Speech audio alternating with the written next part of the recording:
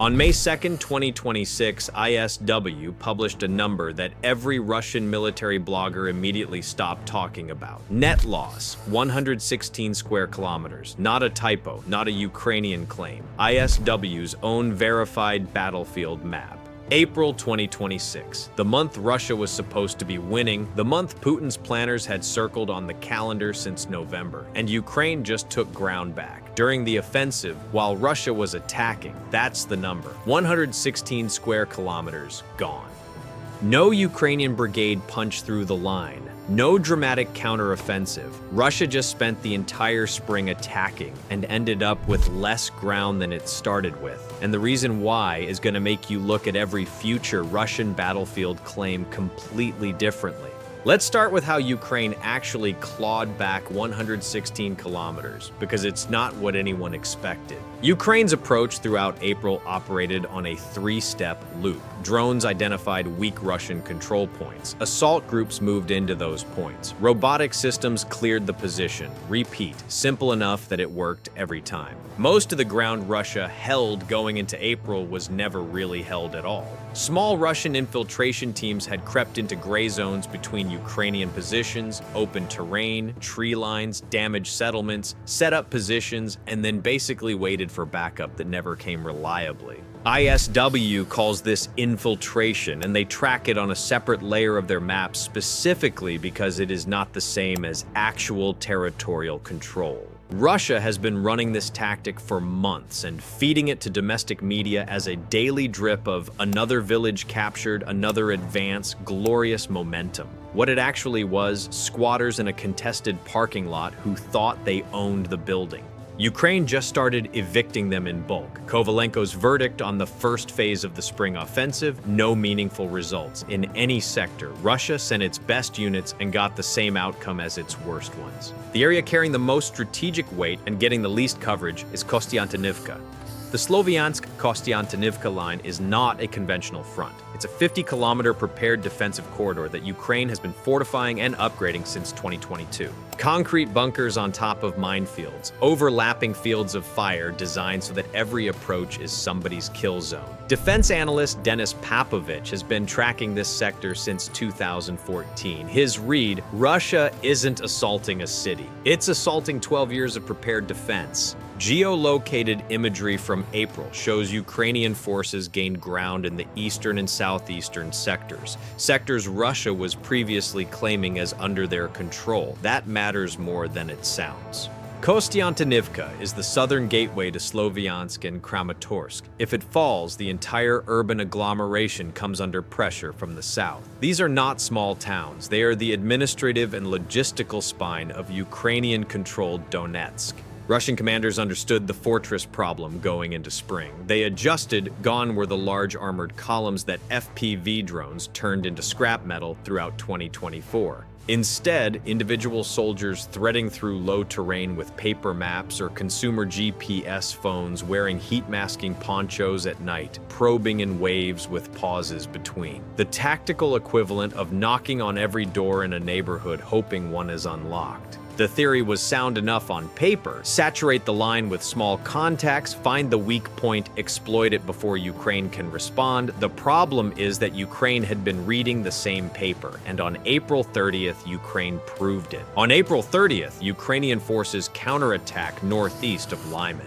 Russian infiltration units threading through the terrain south of Kadivka found themselves in a kill zone. The same geography that looked like an infiltration route on a map looked like a trap from a Ukrainian drone feed. Artillery and FPV drones worked through the stalled assault waves systematically. Simultaneously, Ukrainian forces moved in the Kostiantynivka sector. Positions that Russian military bloggers had announced as secured that morning were back under Ukrainian control by afternoon. The bloggers quietly deleted their posts, the ones who noticed before the screenshots started circulating anyway. Kovalenko explains the geometry of why this keeps happening. Russian forces form two narrow protrusions, then fail to expand them. Ukrainian pressure on both sides turned, "We're advancing," into "We're trapped in a corridor." Russia's state media has a numbers problem. Here's what those numbers actually are. In the third week of April alone, Russia lost 7,480 personnel for every 41 square kilometers of territory gained. Work that ratio out and you get approximately 180 to 200 soldiers per square kilometer. Every square kilometer Russia takes in April 2026 is costing the complete destruction of 2 to 3 full battalions. And this ratio is going up, not down. Here's the efficiency figure that should concern Russian planners most. For every square kilometer gained in the Kostiantynivka area, Russian forces conducted an average of 36 separate assault operations according to deep state tracking. A city of 66 square kilometers at that rate would require concentrating the entire available assault force on a single point for weeks. Ukraine's defensive architecture makes that kind of concentration impossible.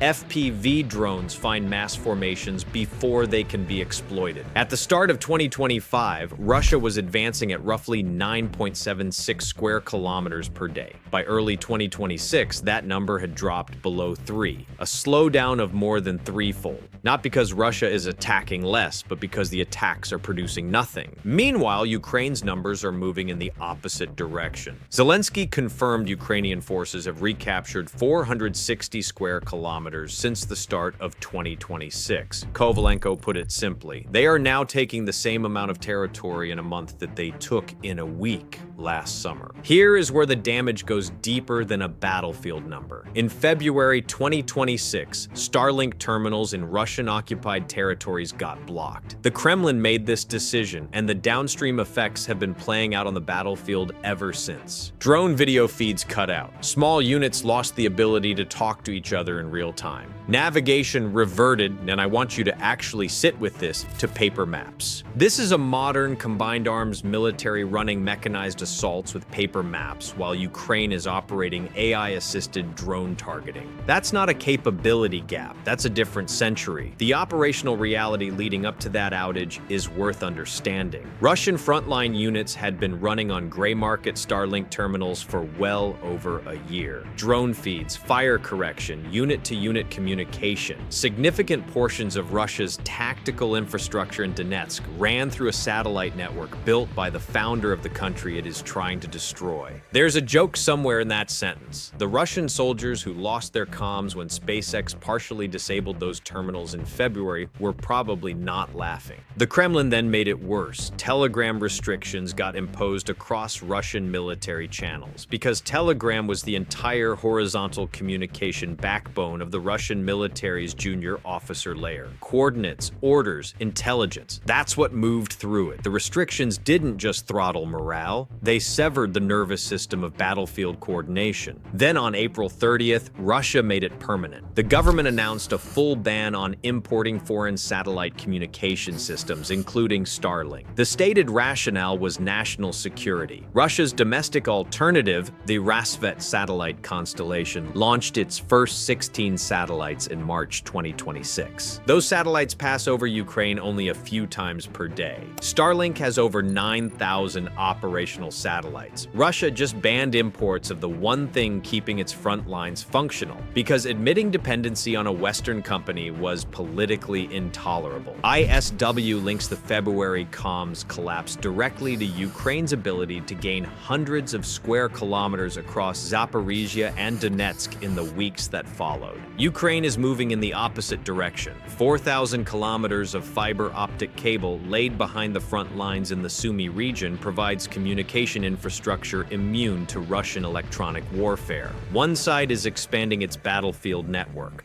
The other just banned imports of the equipment that was running its own. Russia spent years building a military that runs on informal digital infrastructure. Then Russia's own government broke that infrastructure. Nobody in the Kremlin apparently thought through what happens next. The ground itself became an enemy in spring 2026. The winter of 2025 to 2026 was colder and wetter than the previous one. When it broke in March and April, the thaw turned the front into what soldiers call Rasputitsa, the sea of mud. For Ukraine's defenders, this is annoying. For Russia's mechanized assault doctrine, which depends on armor columns, it's a full stop. Mechanized assault capability, 0. Literally, not reduced, 0. Tracked vehicles stuck, wheeled vehicles sinking, assault timelines collapsing. Russia's doctrinal response to running out of armor has been to go infantry heavy. Units attacking on motorcycles, ATVs, and in at least one documented case, a golf cart. Here's the honest military analysis on that. They're not tactics, they're targets. Ukraine's FPV drone operators have been posting footage of motorcycle-borne infantry assault groups getting picked off one by one. There is no graceful way to say this. It's a production line for Russian casualties. The Russian military apparently looked at the FPV drone problem and decided the solution was to make the targets move faster. Bold strategic thinking. The personnel math underneath that decision is where it gets genuinely ugly. Russia's recruiting apparatus entered 2026 with a target of 409,000 new contract soldiers for the year. In the first 3 months, it enlisted approximately 80,000. In the same period, it reported over 89,000 casualties. Russia is losing personnel faster than it's replacing them, and the gap is widening. Full mobilization is off the table. The 2022 exodus is still politically radioactive, so the Kremlin is running a bonus auction instead. $30,000 in some regions, $50,000 in others. The pool keeps shrinking and the price keeps climbing. According to available data, 57% of new contract soldiers are now coming from prisons or economically distressed regions. Training periods have been cut to a few weeks in some cases rather than months. The ethnic dimension of this is one of the uglier realities of how the war is being prosecuted. Men from Tuva, Buryatia, and other economically marginalized republics are dying at rates 20 to 30 times higher than residents of Moscow, according to casualty tracking by independent Russian journalists. The military bonus is the only stable income in towns where the alternative is unemployment. Moscow watches the war on television. Siberia and the Caucasus supply the bodies. That's not a manpower problem. That's a budget hemorrhage with a human face. The manpower problem and the equipment problem arrived at the same time. Soviet-era depots are running empty. Russia's tank losses since 2022 have forced the military to reach progressively deeper into storage. T-62s and BMP-1s, vehicles that were already obsolete when the wall came down, are being pulled out, given a basic refurbishment, and sent to Donetsk. The crews operating them know exactly what FPV drones do to vehicles like these. The orders don't change, and new production isn't filling the gap fast enough to matter. Sanctions cut off the Western components that Russian defense manufacturers had quietly built into their supply chains over 2 decades. Uralvagonzavod, Russia's main tank manufacturer, announced significant workforce reductions in late 2025. A tank factory cutting staff during an active war, a detail state television found remarkably difficult to schedule airtime for. The quality of vehicles being sent to the front is declining month over month. The pipeline is degrading in real time, and Ukraine's FPV drone operators who spend their days looking for targets have never had it easier. While Russia's losses mount, the Kremlin has been running a parallel operation. Not on the battlefield, but on the map. ISW is explicit. Russian forces are using infiltration tactics partly to support Kremlin cognitive warfare efforts. It's not military strategy, it's a map trick for domestic audiences. Ukraine recaptured most of those April kilometers from exactly these kinds of positions. Areas Russia claimed, areas that were never actually controlled. Gray zones that looked like red on Kremlin infographics and turned back into Ukrainian territory the moment a drone patrol showed up. By 2026, approximately 600 square kilometers of territory have been recaptured from Russian forces since the counteroffensive dynamics began shifting. Zelensky's assessment: for Russia to fully occupy the Donbass, it would need to sacrifice somewhere between 300,000 and 1 million soldiers. That's not a war aim. That's a bill Moscow can't pay. Russia's 2025 defense budget hit $186 billion.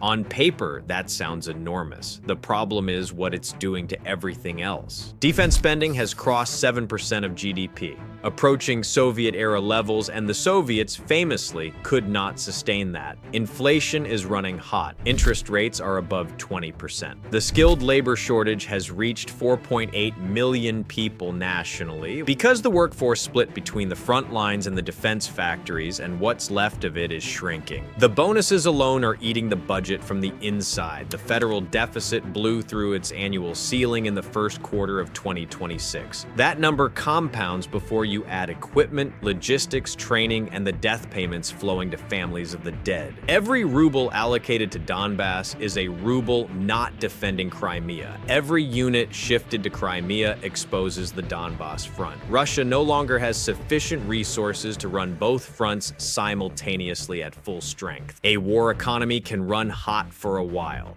The Soviet Union ran its defense sector at this level of GDP share for years, but the Soviet Union also eventually ceased to exist. The question of whether time is running out for Putin is no longer a military question. It's an arithmetic question, and the arithmetic is moving in one direction. The political cracks are showing. Russian military bloggers, who are not exactly a hotbed of anti-Kremlin sentiment, are now openly criticizing not just battlefield failures, but the inadequacy of air defense, the casualty cover-up, and the Kremlin's management of truth. Citizens in Tula film themselves shouting at officials. Factory workers in the Urals are waking up to drone alerts. Complaint videos from the Donetsk front are leaking with enough regularity that the censorship apparatus can't keep pace. Each of these is small. Individually, none of them threatens Putin, but collectively, they are eating the foundation of something the Russian political system genuinely needs to function. The public belief that the military situation is manageable. That belief is eroding. Ukraine's strategy gets dismissed as passive by people who think the only valid move is a massive armored push. It isn't passive. Striking refineries, degrading communication infrastructure, increasing the cost of every Russian attack, maintaining diplomatic pressure on the economic front.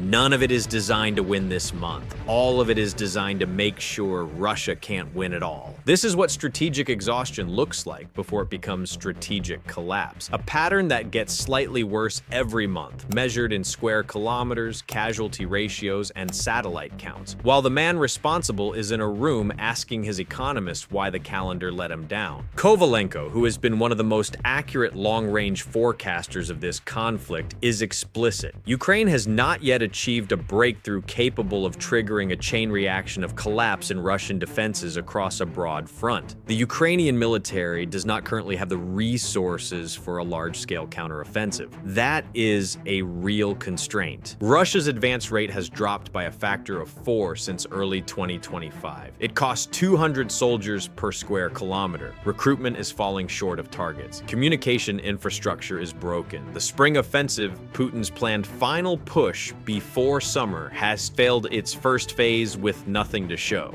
The fortress belt held. The men sent to break it were from places Moscow doesn't think about until it needs something from them. The satellite network running the operation was built by the founder of the country Russia is trying to destroy. The tanks being sent as replacements were designed before the internet existed, and the men inside them signed contracts because their town had nothing else to offer. Kovalenko's forecast for the remainder of 2026. The war will focus on shaping conditions for a future turning point, likely late 2026 or into 2027. His phrase for it, obvious and irreversible stagnation. Putin's victory plan exists on paper, and every piece of data from the front is tearing that paper a little further. 116 square kilometers in 1 month during the offensive. Watch what May looks like.